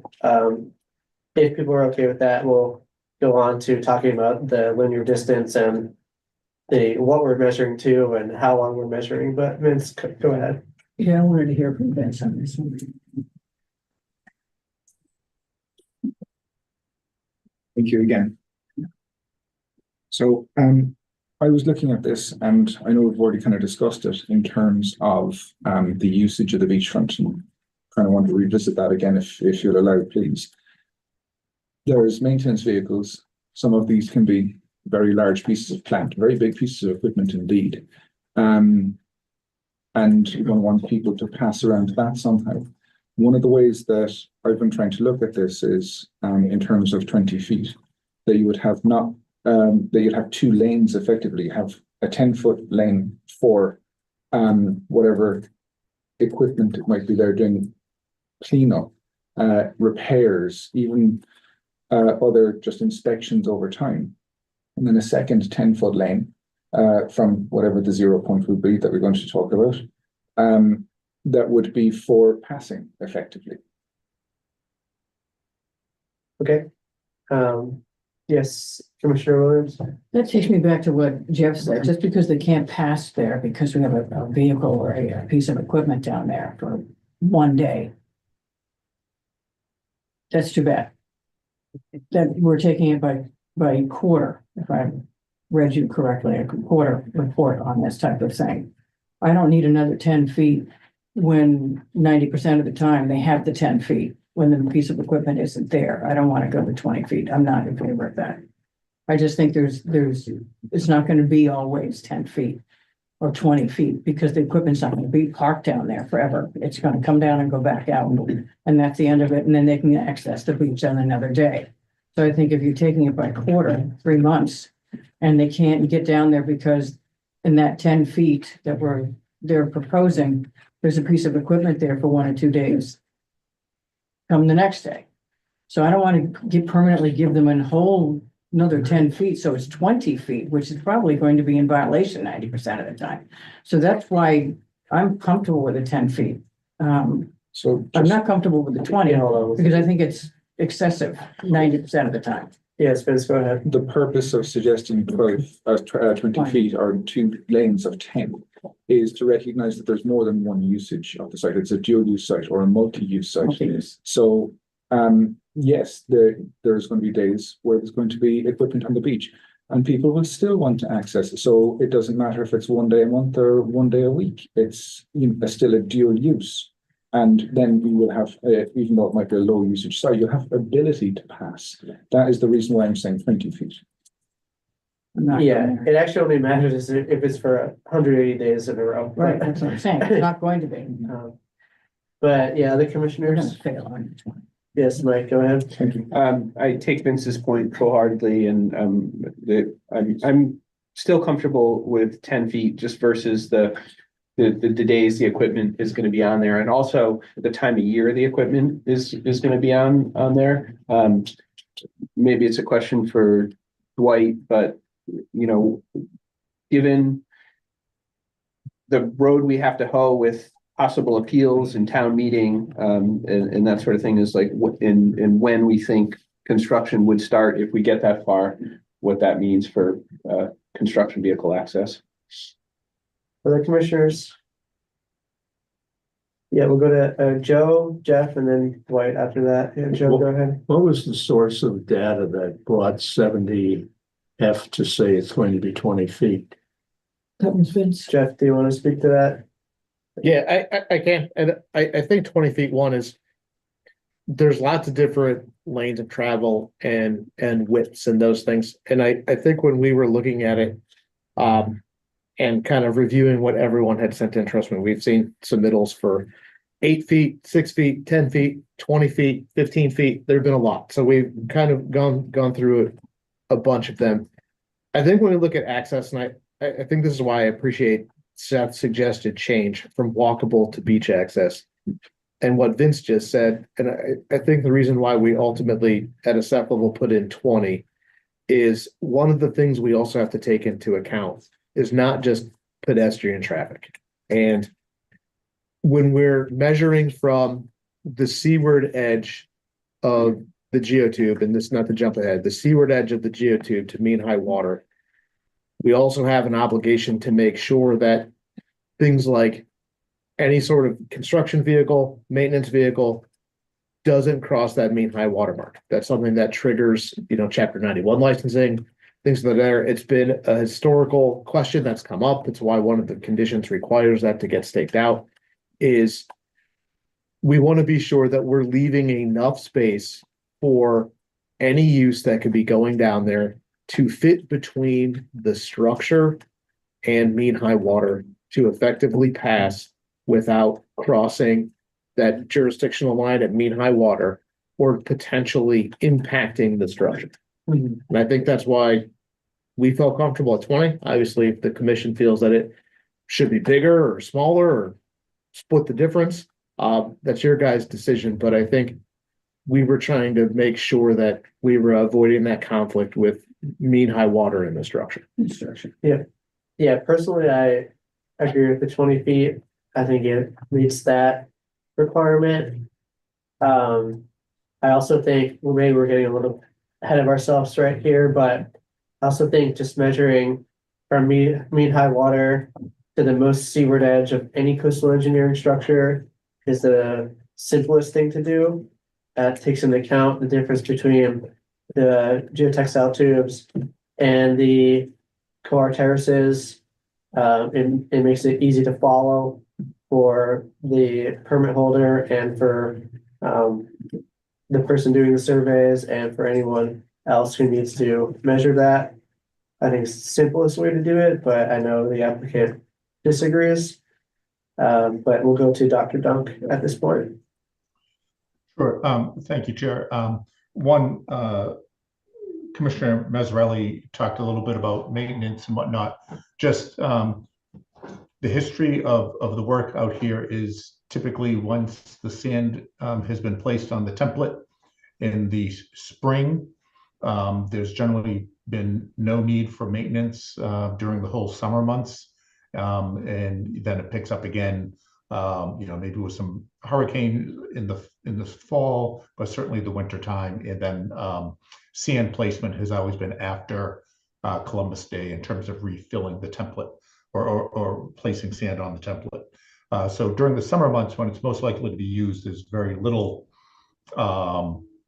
need for equipment out there.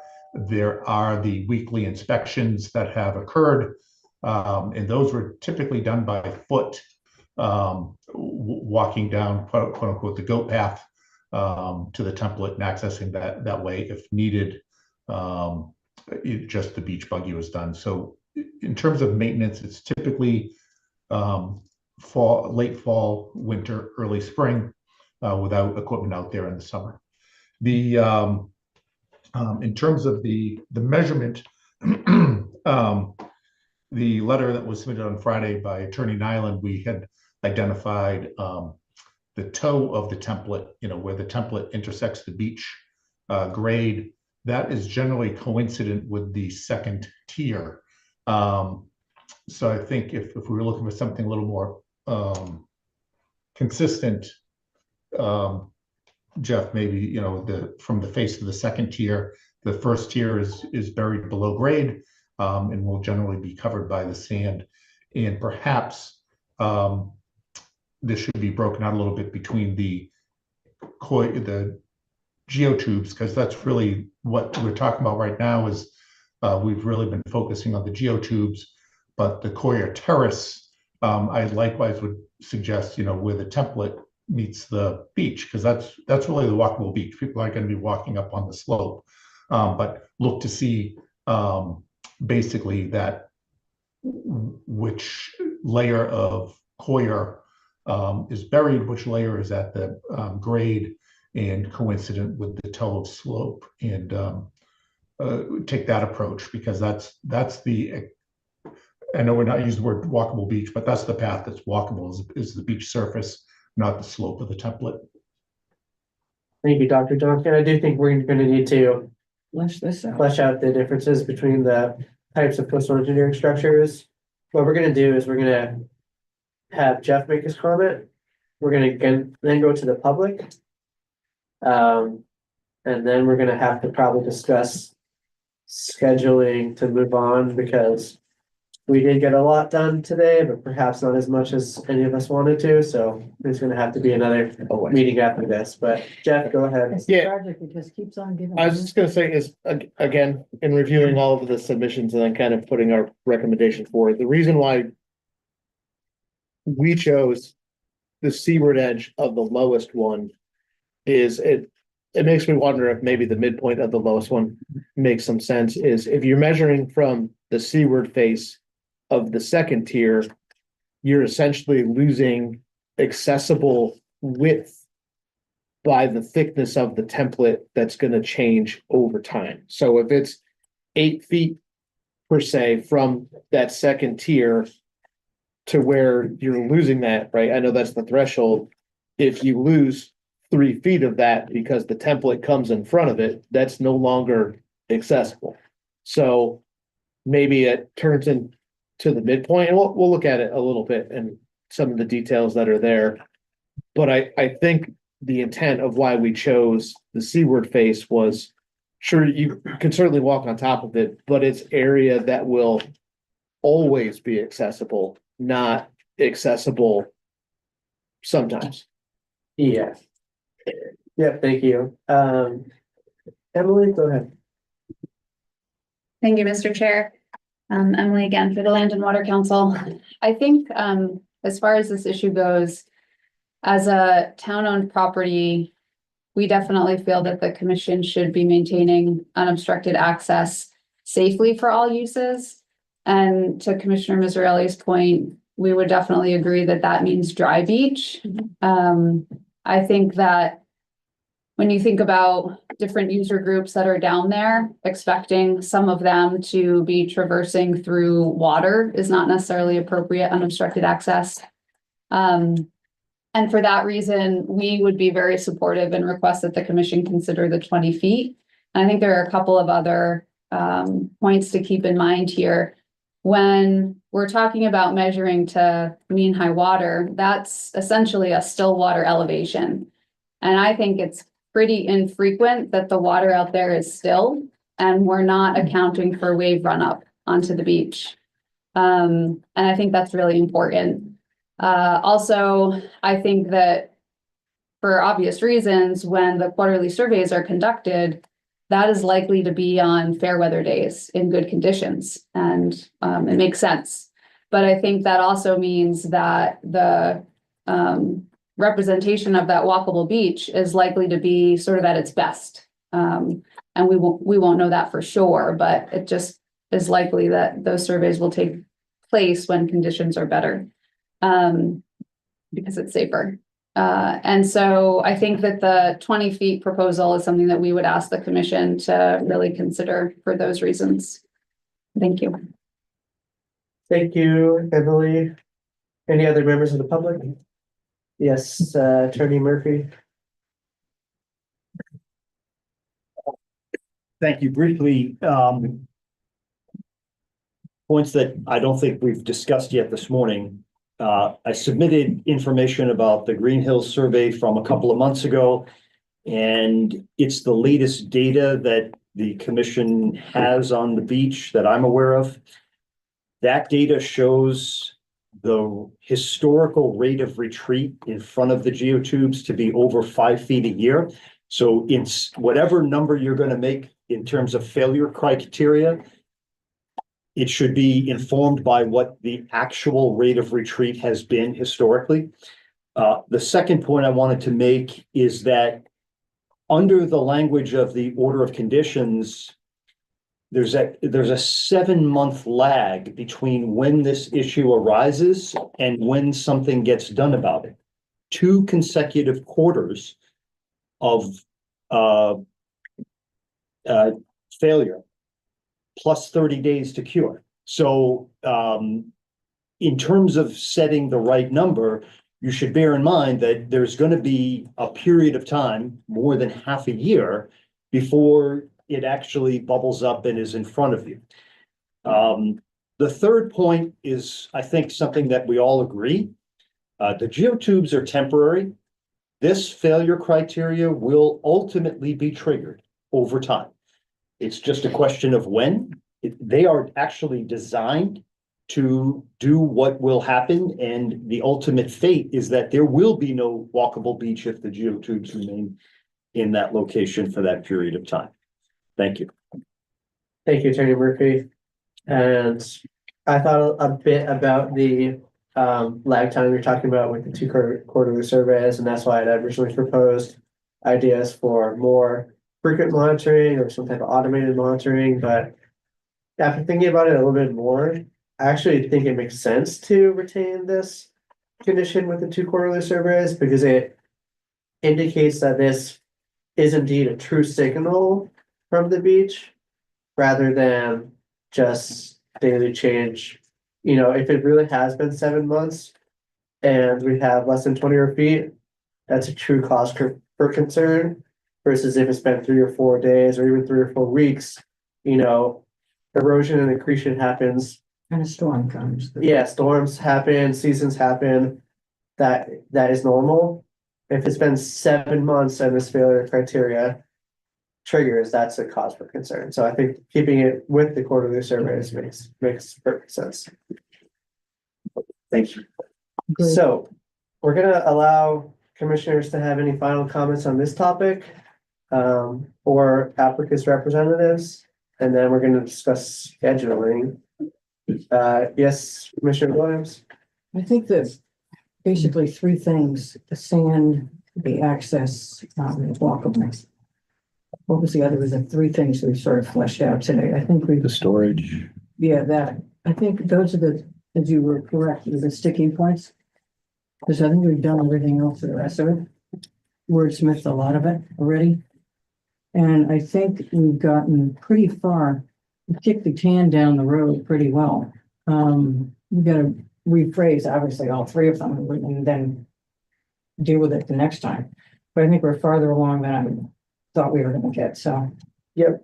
Yeah, I think these three or four things are the remaining kind of sticking points. Just also for clarity, I did ask the commission staff to add one other condition in that I don't think anyone's going to have any concerns with, because it's standard practice on every coastal erosion structure on Nantucket at this point, but it's to require that all the geotubes and all the coar terraces have metal tags that could be traceable to this project. So they're gonna add that in, but if anyone has concerns about that, I'd be surprised. Because the wire, disintegrated, and we didn't know if it was from them or it was from something else that washed up. I think that's a good idea. Yeah, it's within everyone's benefit, including the applicant, to have that. Then you know where it came from.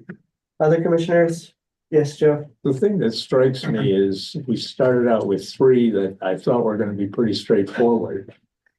They certainly were not, and I just wonder, are there two or three more in that whole pile that are just like this? I don't think so. I think we've gone over a few of the hard ones and we've figured them out. Many people in the public have described this as the most complicated permitting project on Nantucket ever. And statistically, they're right. It might be the most complicated in the whole Commonwealth at some point, but I don't think we're the only ones that are going through this. we're working through it. Tim? Yeah, just real quickly. I worry about a situation where everything we get the 20-foot or the 10-foot is fine, but we get a bunch of storms that damage the geotubes or the core terraces, and repeatedly over time. And I just want to be sure we feel we have a sufficient mechanism to make the call as to whether they need to come out or not. It's really more of a question. Thank you, Tim. Other commissioners? All right, Attorney Nyland, go ahead. Just briefly, to bring full circle, I'm not able to multitask. I didn't find the orders on the website yet. Is there a provision in there for maintaining the existing quars? You'd suggested it was going to be in this new version. Is that somewhere that we can find? Jeff, any comment on that? That was on my list of things to talk about today. For maintaining that, I mean, there's the separate application on the existing core that's around. If you certainly wanted to try to wrap that into this order, I think we would need information then on how we're going to transition from an area that we're permitting as geotubes, how we're going to transition from core to geotubes, because that's currently not really been described. And maybe that's part of the construction plan, but that's a significant change in structure and nourishment activity. Thank you. Yeah, I certainly think this could fall within this order if we had the appropriate information. Yeah. And then if we were able to do that, the applicants could close out the other order for clarity, or we could just cancel that other order. I prefer. But yeah, we would have to get more information on, or they could withdraw their application that they have before us. But yeah, we would have to get clarification on that. Dr. Dunk? Well, can I just follow up first, Dwight? So Yes. I understood from the last meeting that we were going to address, we've got two issues with the quars. Obviously, we had to file the notice of intent for those quars covered under the emergency, because that's what the regulations require.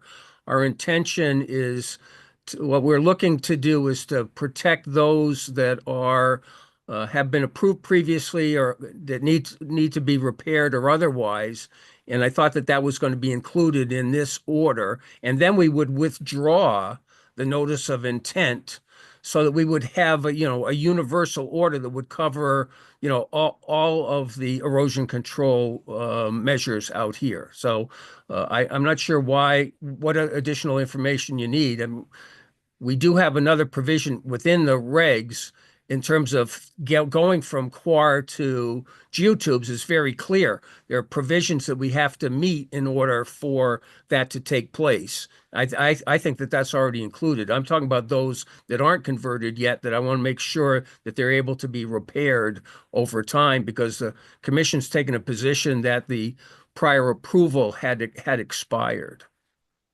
Thank you, Attorney Allen. And I actually don't know if in the record up to this point, we've had acknowledgement that that was the plan that you wished to do. So it's in the record now. I think you could follow up on that with a written letter. But yeah, Dr. Dunn, go ahead. Yes, no, just actually Chip stole my thunder a little bit. The notice of intent did have measures in, means to transition from phase 1 to phase 2 and from coir to geotubes. And I thought that had all been addressed as we worked through this order of conditions with, the requirements prior to starting phase 1 and then the requirements prior to phase 2. So that progression from coir to geotubes, I think, is worked out in this draft order.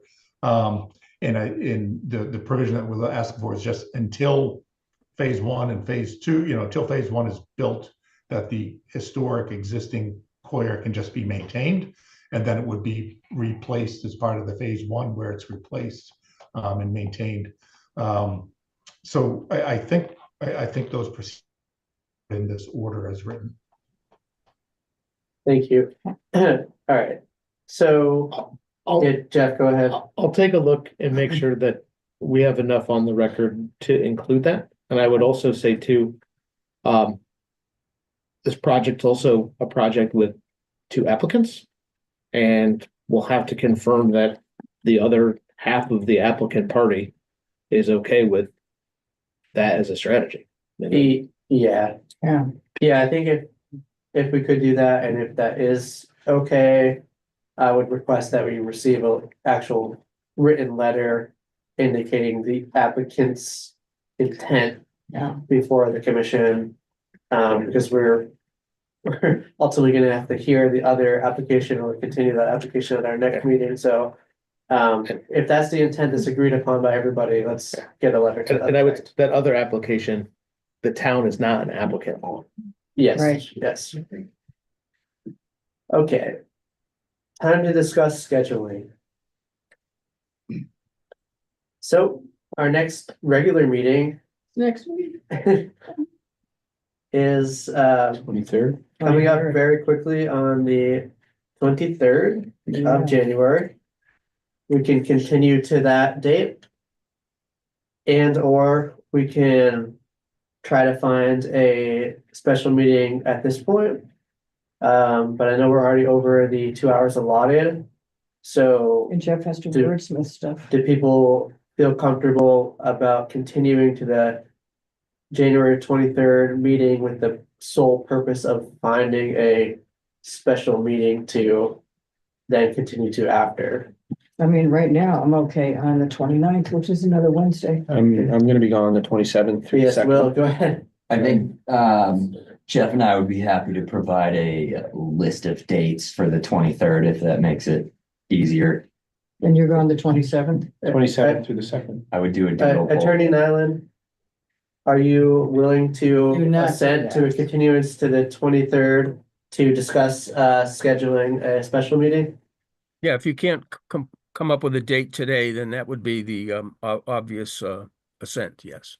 Yeah, we don't have any dates before us, and I don't think the town staff even has looked at all the dates, so I would prefer that we do that. Plus they have to recraft at least 3 of these sections. So, and they've got a meeting coming up. That's gonna be a fair, because we continued so many stuff from the last one. So that being said, we will continue this application to January 23rd for the purpose of hoping to find a special meeting to continue the substantive discussion. Do you want a motion for that? We don't need a motion, but we do need a motion to adjourn.